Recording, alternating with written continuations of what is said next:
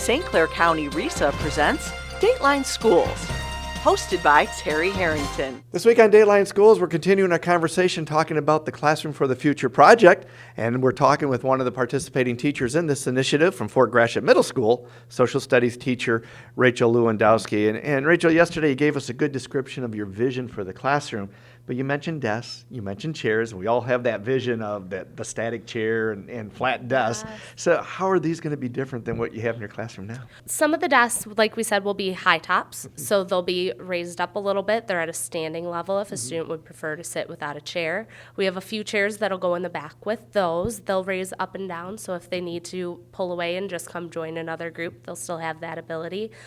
Something really interesting with the chairs, too, is that they have more flexibility to them than your typical chair. They pivot a little bit forward, backwards. This allows students to make micro movements during their time in class, and those are just little adjustments that even you and I standing here, we move a little bit just naturally. So it gives students that freedom in their movement, which is really cool.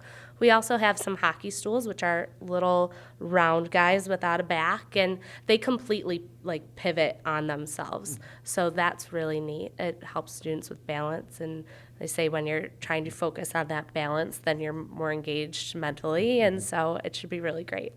You've also mentioned throughout the week, too, the students have told us this, I've learned this from the students.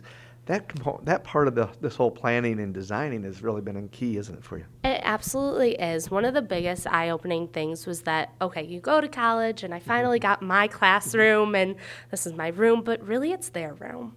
And so the students have been absolutely crucial in determining what do we need, what do we want, what's going to make their time here and their learning more significant and more beneficial to them. Any feedback from the parents yet?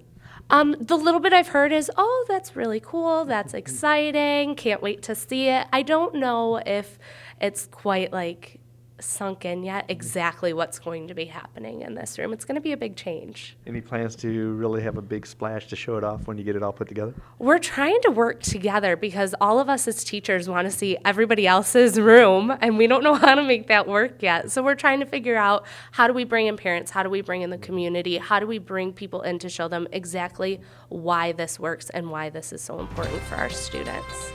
We'll be back with more tomorrow. For Dateline Schools, I'm Terry.